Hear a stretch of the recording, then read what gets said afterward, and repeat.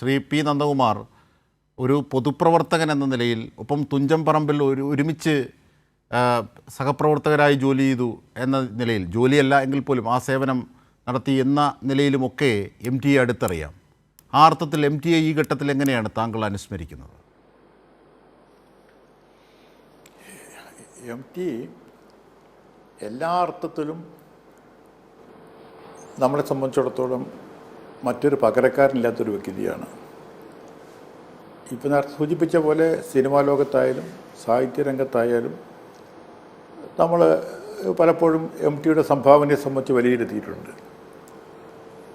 M T തുഞ്ചൻപറമ്പിൽ വരുന്നതിന് മുമ്പ് തന്നെ എനിക്ക് വ്യക്തിപരമായ ബന്ധമുണ്ടായിരുന്നു. തുഞ്ചൻപറമ്പിൽ വന്നപ്പോൾ ബന്ധം കൂടുതൽ ശക്തിപ്പെട്ടു. 40ഓളം വർഷക്കാലം ഞാൻ എം ടിയുമായി അടുത്ത് ഇടപഴകിക്കൊണ്ടുള്ള പ്രവർത്തനം ഉണ്ടായിട്ടുണ്ട്. അതിലേറ്റവും പ്രധാനപ്പെട്ടത് തുഞ്ചൻപറമ്പ് അദ്ദേഹം ട്രസ്റ്റിൻ്റെ അല്ലെങ്കിൽ മാനേജ്മെൻറ്റ് കമ്മിറ്റിയുടെ ചെയർമാനായി വന്ന ശേഷമാണ്. 33 വർഷക്കാലത്തോളമായി. എം ടി എല്ലാ മേഖലയ്ക്കകത്തും എം ടിയുടെ സവിശേഷതകളും എം ടിയുടെ കയ്യൊപ്പുകളും ഉണ്ടാവാറുണ്ട്. തുഞ്ചൻപറമ്പിനെ സംബന്ധിച്ച് ഇന്നത്തെ ഒരു മാറ്റത്തിലേക്ക് എം ടിയുടെ സംഭാവന ആർക്കും നിഷേധിക്കാൻ കഴിയുന്നതല്ല നമുക്കുള്ളത്. ഒരു ഭാഷാ സ്നേഹി എന്നതിലപ്പുറം ഭാഷയ്ക്ക് വേണ്ടിയിട്ടുള്ളൊരു പോരാളി കൂടിയായിരുന്നു എം ടി. അതുകൊണ്ട് തന്നെ ഭാഷാപിതാവിൻ്റെ ഈ സ്മാരകം ആ നിലയ്ക്ക് തന്നെ വളർത്തിയെടുക്കണം എന്ന ആഗ്രഹം എം ടിക്കുണ്ടായിരുന്നു. അവിടെ അതുവരെ ഉണ്ടായിരുന്ന ധാരണകളൊക്കെ മാറ്റിമറിച്ച് ഇന്ത്യയിലെ തന്നെ ഏറ്റവും വലിയ ഒരു സാംസ്കാരിക കേന്ദ്രമാക്കി മാറ്റുന്നതിൽ എം ടിയുടെ ഇടപെടൽ വലിയ തോതിലേക്കുള്ള ഇടപെടലാണ് ഉണ്ടായിട്ടുള്ളത്. നമുക്കറിയാം, ഇന്ത്യക്കകത്തുനിന്നും പുറത്തുനിന്ന് പോലും ഒരുപാട് സാഹിത്യകാരന്മാരെ, കലാകാരന്മാരെ ഇവിടെ കൊണ്ടുവരാൻ എം ടിക്ക് കഴിഞ്ഞിട്ടുണ്ട്. നമുക്കുള്ളത് ഓരോ കാലഘട്ടത്തിലും സവിശേഷമായ വിഷയങ്ങളെ സംബന്ധിച്ചിടത്തോളം ശ്രദ്ധേയമായ സെമിനാറുകളും മറ്റൊക്കെ നടത്തിക്കൊണ്ട് സാംസ്കാരിക കേരളത്തിൻ്റെ ഇടപെടൽ എങ്ങനെ ആയിരിക്കണം എന്നതിനെ സംബന്ധിച്ചിടത്തോളം എം ടി മാതൃകാപരമായി തുഞ്ചൻപറമ്പിലെ പ്രവർത്തനത്തിലൂടെ കാഴ്ചവെച്ചിട്ടുണ്ട്. നമുക്കുള്ളത് അങ്ങനെ നമ്മുടെ ധാരണകൾക്കകത്ത് നമ്മളെ സംബന്ധിച്ചിടത്തോളം നമ്മൾ ശ്രദ്ധിക്കപ്പെടേണ്ട വിഷയങ്ങളെ സംബന്ധിച്ചിടത്തോളം തീർച്ചയായും താങ്കളിപ്പോൾ പറഞ്ഞു പോയത് ഈ തുഞ്ചൻപറമ്പുമായി ബന്ധപ്പെട്ട് രാഷ്ട്രീയ കേരളത്തിന് അടയാളപ്പെടുത്തേണ്ട വളരെ പ്രൗഢഗംഭീരമായ ചില അധ്യായത്തെ സംബന്ധിച്ചുള്ള എം ടിയുടെ ഇടപെടലുമായി ബന്ധപ്പെട്ടിട്ടാണ്.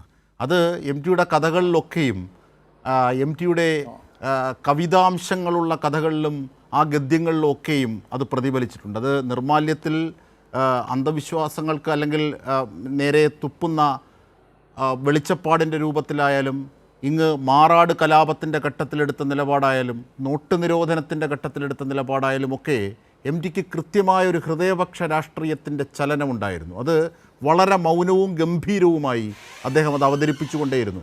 അങ്ങനെ അത്തരത്തിൽ കൂടി എം ടിയെ കാണാനാണ് കേരളം ആഗ്രഹിക്കേണ്ടത്, അല്ലേ? അതാണോ ശ്രീ പി നന്ദകുമാർ ഉദ്ദേശിച്ചത്? തീർച്ചയായിട്ടും.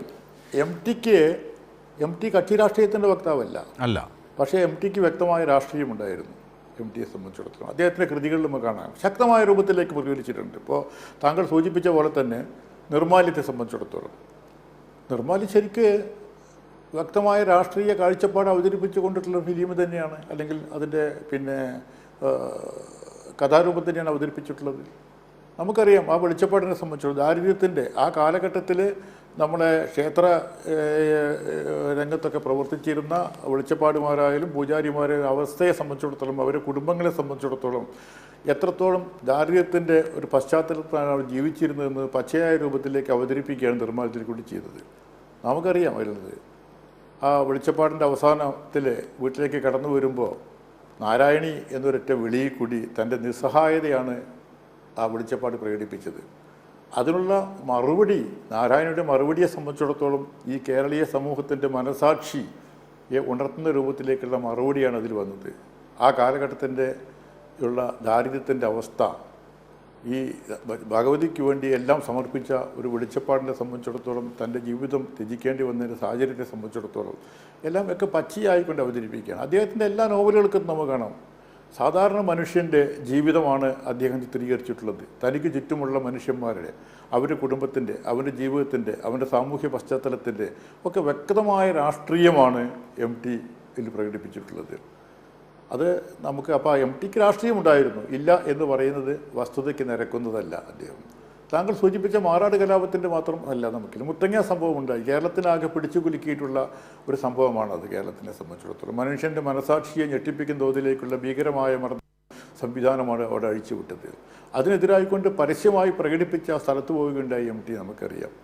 അതിൻ്റെ മുകളിലുണ്ടായിട്ടുള്ള രാഷ്ട്രീയ കോലാഹലത്തെ സംബന്ധിച്ചൊക്കെ എം ടി പുച്ഛിച്ച് തല്ലുകയുണ്ടായിട്ടുള്ളത് നോട്ട് നിരോധന കാലഘട്ടത്തിൽ.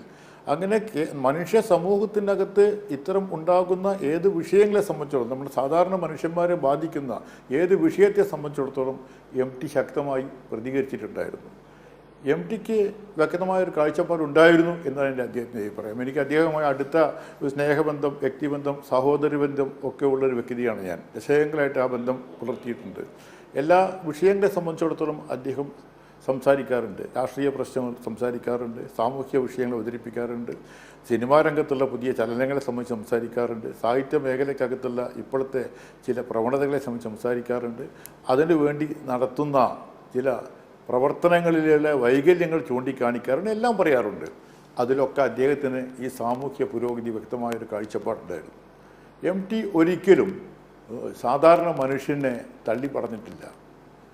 എം ടി ഒരിക്കലും ഒരു തൊഴിലാളി വർഗ പ്രസ്ഥാനത്തെ തള്ളി പറഞ്ഞിട്ടില്ല. അവൻ്റെ അവകാശങ്ങൾക്കെതിരായിട്ട് ഒരു നിമിഷം പോലും എം ടി ചിന്തിച്ചിട്ടില്ല എന്ന് നമുക്ക് കാണാം. എം ടിയുടെ ഒരു കഥകളിലോ ഒരു നോവലുകളിലോ അല്ലെങ്കിൽ മറ്റ് കലാസൃഷ്ടികളിലൊക്കത്തോ എം ടി അത്തരം ഒരു ചിത്രീകരണം നടത്തിയായിട്ട് നമുക്ക് കാണാൻ കഴിയില്ല. അപ്പോൾ എം ടിക്ക് ഒരു പക്ഷമുണ്ടായിരുന്നു എന്ന് തന്നെയാണ് എൻ്റെ വ്യക്തമായ അഭിപ്രായം. തീർച്ചയായും.